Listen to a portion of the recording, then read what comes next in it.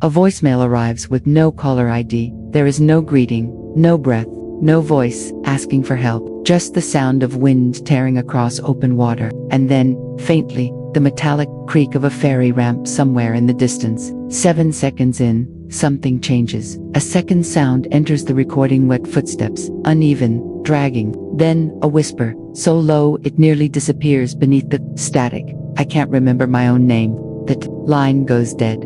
That voicemail was sent from a phone that had already been declared destroyed 2 months earlier, its last known location, somewhere along Norway's western fjord. The man tied to it, Elias Voss, had become Europe's most elusive fugitive. No confirmed sightings, no fingerprints, no digital trace, a financial ghost. And yet somehow, every few weeks, fragments surfaced: half-arrest CCTV stills, abandoned campsites, strange messages to no one, enough to suggest he was still alive, but not enough to prove he was still himself.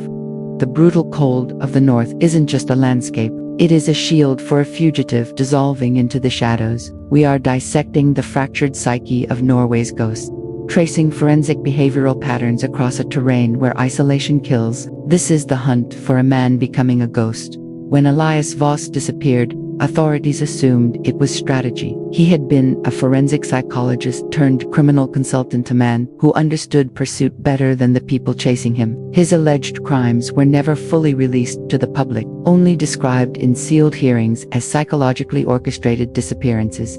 People vanished around him, and evidence dissolved with them. So when he fled into Norway's wilderness, investigators believed they were dealing with a calculated survivalist, someone with maps, caches, false identities, and a route. But the first sign something was wrong came from a remote hit near Fjord. Inside, officers found food untouched, a lit stove, and a journal left open on the table. The final line read, "If I leave now, I might still outrun the version of me they know." At first glance, the journal looked like tactical notes, weather observations, movement patterns, diagrams of coastlines. But deeper in, the language began to fracture. Sentences broke apart, pronouns vanished. His own name appeared crossed out repeatedly, replaced by symbols, then blank spaces. Behavioral analysts noticed something chilling. This was not just stress, it was identity erosion. A fugitive in strategic hiding preserves cognitive order, routine, memory, purpose. Elias was doing the opposite. He was dismantling his own linguistic anchors, stripping away the structures that tether a person to selfhood. Months passed with no direct contact. Then came the fisherman. He reported seeing a man standing barefoot at the edge of a frozen inlet, staring into black water. No backpack, no coat, just a thin sweater soaked through. When the fisherman approached, the man turned and asked, in perfect Norwegian, "Do you know if I've been here before?" Then he walked into the tree line and vanished.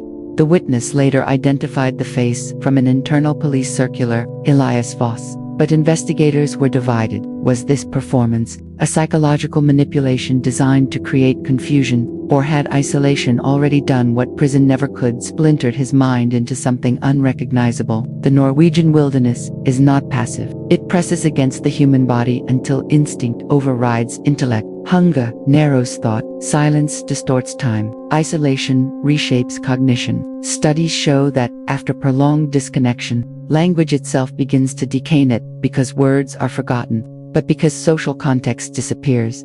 This was where Elias's trail became stranger. Campsites were discovered in impossible places: cliff ledges, abandoned boathouses, caves only reachable at low tide. Each showed evidence of survival, but also ritual. Stones arranged in concentric circles, fish bones placed in symmetrical patterns, messages scratched into wood in multiple languages, then violently carved over. Investigators reconstructed his movements through weather, exposure models, and scavenging behavior. At first, he followed rational survival pathways: freshwater sources, ferry routes, hidden supply points. But by the 4th month, his choices became erratic.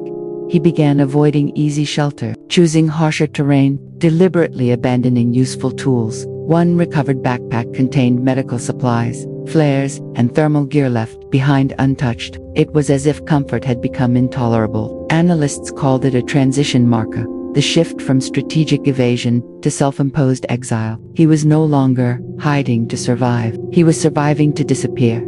Then came the ferry footage.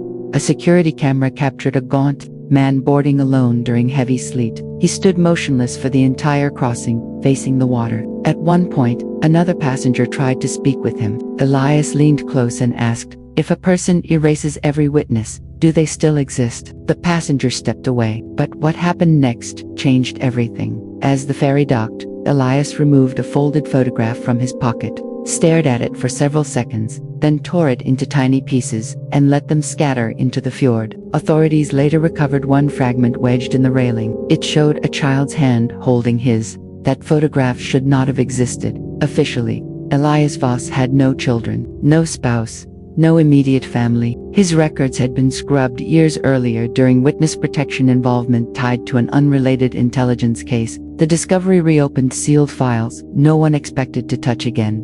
Inside those archives was a buried psychological evaluation, not of Elias but of a woman named Ingrid former covert operative, presumed dead, diagnosed with dissociative restructuring after extended undercover work. Her last known assignment, partnership with Elias Voss. The twist emerged in a detail no one had connected.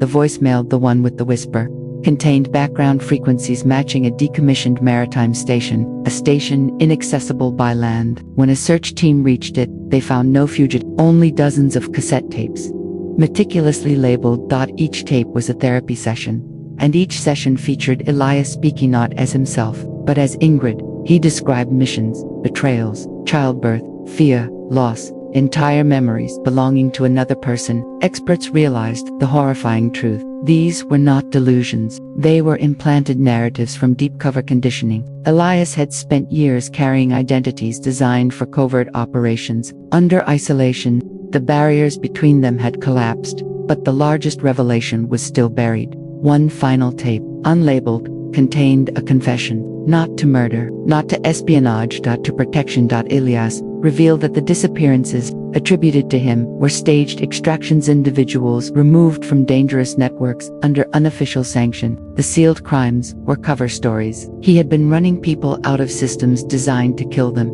And the child in the photograph, his daughter, hidden under one of those extractions after her mother Ingrid was assassinated by the same network they once served. He fled into the fjords, not because he was escaping justice, but because he had become the final loose end. By the time investigators understood, Elias was already gone. No body was found, no confirmed death. But the last cassette ended with a message recorded in a calm, steady voice, clearer than anything before it. He said the wilderness had done what his enemies could not. It had stripped him of every borrowed identity, until only the core remained. And that core understood one thing. If he returned, the people he protected would be exposed. So he chose exile, not as a fugitive, not as a broken man, but as the final firewall between the hidden truth and the world that would erase it. Years later, hikers reported hearing a lone voice echoing through certain fjord valleys during storms, sometimes in Norwegian, sometimes in English, sometimes in languages no one could place. Always saying the same sentence, "I remember now, and that is why I must stay lost." Somewhere in the brutal silence of the north, a man erased himself to keep others alive, and the cold kept his secret, because the most dangerous ghosts are the ones who choose never to come home.